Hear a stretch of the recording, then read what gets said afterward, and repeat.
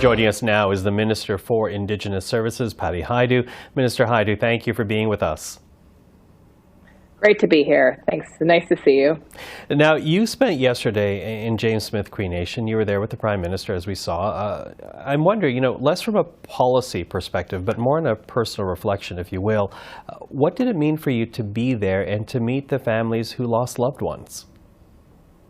Thanks for the question. I think the question for me is, what did it mean for the families? And I had been in the community when the tragedy first occurred. I went actually to visit the community. They were still in a state of shock to some degree. They still are in a state of shock. I mean, they lost so many family members, and almost everyone in the community, in fact, the entire community is affected.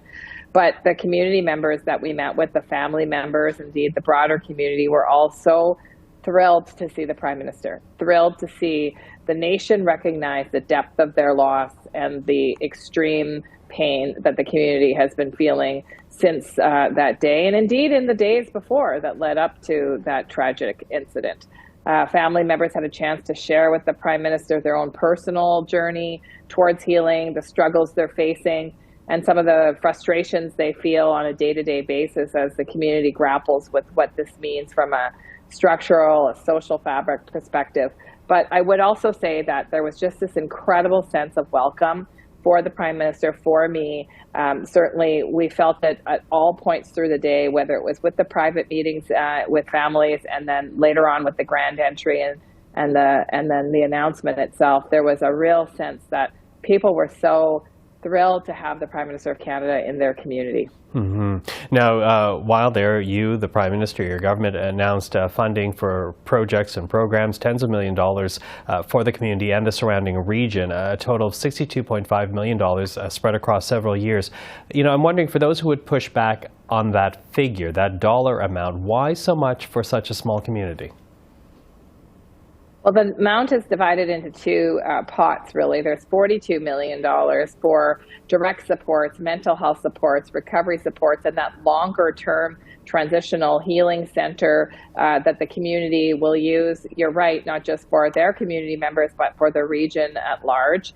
And that work is short-term, it's a mid-term, and then it's a longer-term planning that the community will do to get to the eventual build and operation of a traditional healing center that's designed by community, designed by First Nations, led by James Smith Cree themselves, imbued with culture and language and many other aspects that are integral to healing. But the $20 million also announced at that event was about strengthening a program that provides for supports for communities to increase a sense of public safety and security. As you know, my colleague, Minister Mendicino, is working on co-developed policing legislation for First Nations, on First Nations, but there's still a gap in terms of some of the needs for public safety work that communities are facing. And across the country, we see innovation happening in this space on a regular basis. We see communities that have community patrols, that they have prevention programs, they have supports for young people that are at risk of getting involved with the law, people that are struggling with mental health or substance use. And so this $20 million additional dollars will go towards those programs in First Nations communities. Well, let me pick up on that point, Minister, because you mentioned your colleague, the Public Safety Minister, Marco Mendicino, and at this point he is promising legislation by next fall for Indigenous-led policing, declaring it an essential service. What difference does that kind of designation make? Listen, I think what we see across the country is a real inequity in terms of what kinds of support for policing exists from First Nation to First Nation. Some First Nations do have arrangements with First Nations policing structures that allow for policing that happens in a culturally specific and appropriate way. Others rely on provinces and territories to fill in the gap. Many communities, especially those that are remote, will talk about a lack of culturally appropriate or even responsive policing that can help reduce the kinds of systemic challenges that they're facing. At the end of the day, every community deserves the right to public safety. In fact, there's a lot of literature that indicates that the health of a community rests on people feeling safe in that community. So this legislation that the Minister of Public Safety will co-develop with First Nations people is really about trying to fill in that gap and create the empowering legislation needed for First Nations people to take control back about how they create that sense of public safety in their communities. Now, in the meantime, of course, we as a government are not waiting for that, and indeed using the tools that we have, the support and the funding that we can provide to ensure that communities that have plans, programs, other kinds of things that create a better sense of public safety for communities like James Smith Cree can be implemented quickly. And indeed, in James Smith Cree, one of the developments since the tragedy has been the establishment of a security team that is actually working in the community, helping to provide a sense of relief from some of the fears that community members have, and rightly so, after a tragedy of that proportion. Quickly running out of time, but you spent yesterday at the James Smith Cree Nation. Today you're meeting with the AFN Chief, Roseanne Archibald. Can I ask about that meeting, what the purpose of it is?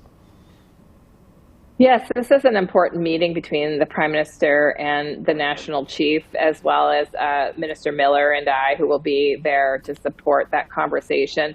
As you know, this government has made tangible steps to work in partnership with Indigenous rights holders and their advocate groups. And the AFN, as you know, has a very important role to play in much of the work we were just talking about in helping to facilitate, for example, the co-development of legislation that will directly impact First Nations communities and lives. And so part of that work in our earlier days was establishment of permanent mechanisms where the Prime Minister and the members of his team could meet with, in this case, the AFN on a regular basis to ensure that the work was moving forward appropriately in full collaboration. Some of those processes did get disrupted through COVID, and some of those regular meetings and work was delayed. And so this is an opportunity for the National Chief and the Prime Minister to reestablish a regular approach, a standardized approach to being able to continue the important work that matters to the representatives at the AFN and their constituent bodies, and certainly the Government of Canada.